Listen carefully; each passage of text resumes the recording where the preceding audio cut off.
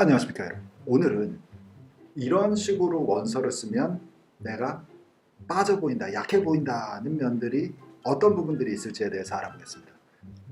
똑같은 후보자인데 어떤 식으로 원서를 쓰고 어떤 식으로 프로필을 꾸몄냐에 따라서 상당히 이쪽은 더 튀어 보여서 합격될 확률이 높고 이쪽은 더 약해 보여서 떨어질 확률이 높고 하는 상황들도 있거든요.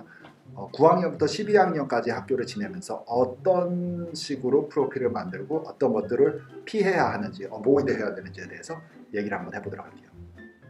따라오세요. 지금 시작합니다.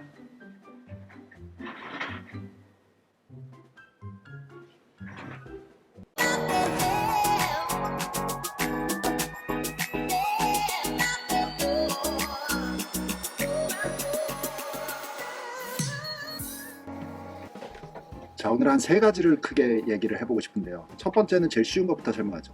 그저 그런 성적은 심사관들의 눈에 띄기 어려울 겁니다. 그러니까 다들 여러분들이 이미 많은 비디오를 통해서 제가 언급을 여기저기해서 한 면은 있지만 그저 그런 성적에는 뭐가 들어가냐면 테스트 스코어나 이런 리퀘어먼트를 아주 해당 대학교들이 얘기하는 그 bare minimum 평균만 맞춘 상황이 되겠습니다. 그리고 내가 해당 SAT1만 제출하면 된다. SAT2는 옵셔널이다 했을 때 SAT1만 내고 나를 붙여라.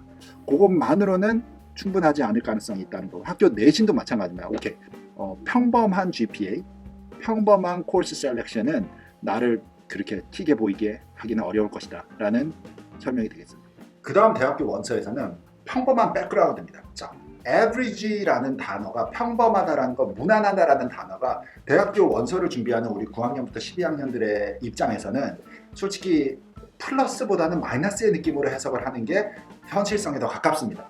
평범한 백그라운드라면은 입학사정관이 볼 때는 기억이 안 나고 튀지 않는다. 그러니까 당연히 내 서류가 묻혀버릴 것이다. 의 확률이 높아진다는 소리죠. 자, 서류에서 준비를 할 때는 9학년부터 12학년의 기록 중에 독특함이나 차별화되는 내용들이 있어야지 서류가 튈 거 아닙니까?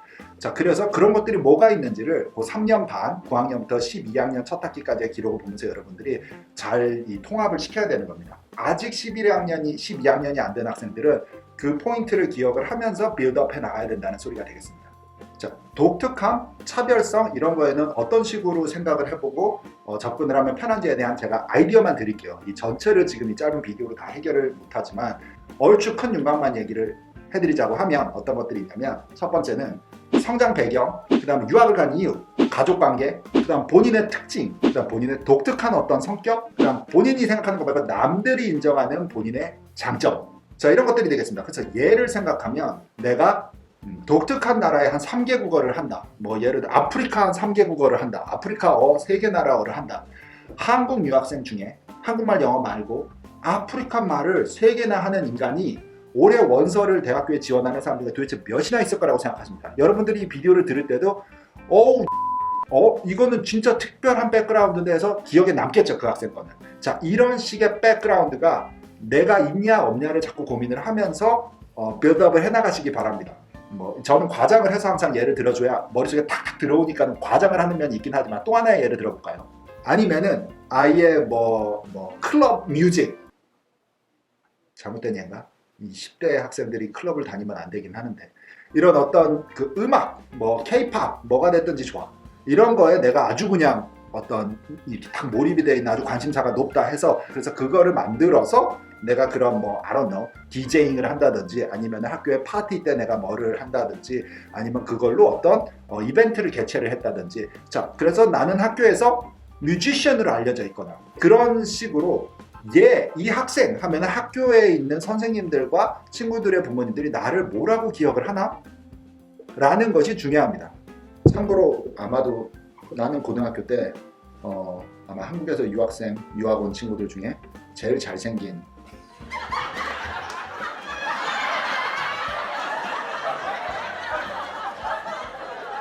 그래서 다시 정리를 좀 하면은 특별성, 차별성 이런 단어들 그래서 조금 더 오바를 해서 마이너스적인 단어까지 넘어가 보자면 특이한 사람의 서류가 이길 확률이 높습니다. 실전에서는 사실 특이한 게 우리가 잘못 오해를 해서 쟤는 혼자서 저렇게 특이하냐 이러지만 특이한 거와 특별한 거는 솔직히 이게 같은 걸 수도 있잖아요. 근데 원서에서는 그 특이해야지. 사실 저한테 찾아오는 고객분들도 아이가 조금 그런 특이한 요소가 있으면 제가 패키지를 완성하기가 이 서류를 쓰고 아이를 더 훨씬 프로필을 앰플파이 시키기가 훨씬 수월한 면이 없지 않아 있긴 있거든요. 그 면을 말씀드린 겁니다.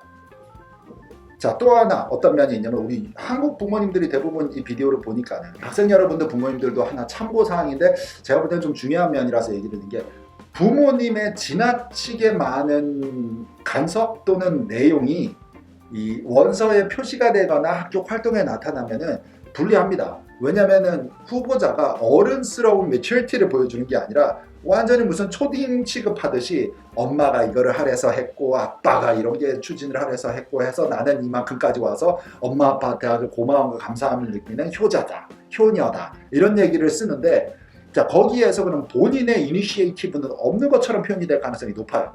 You have to focus on the story about yourself, not your dad, not your mom. 그걸 기억을 하세요. 비디오 녹화가 똑같은 내용이 지금 세 번째입니다. 오늘은 좀 날이 미쳤나 봐. 자, 처음에는 마이크를 안 켰어 제가. 그래가지고 다시 녹화를 했어. 솔직히 녹화했던 말을 또 한다는 게 아까 처음에 했던 것만큼 솔직히 말이 잘 되지 않거든요. 오히려 첫 방에 하는 게 제일 잘 나오는 것 같아요.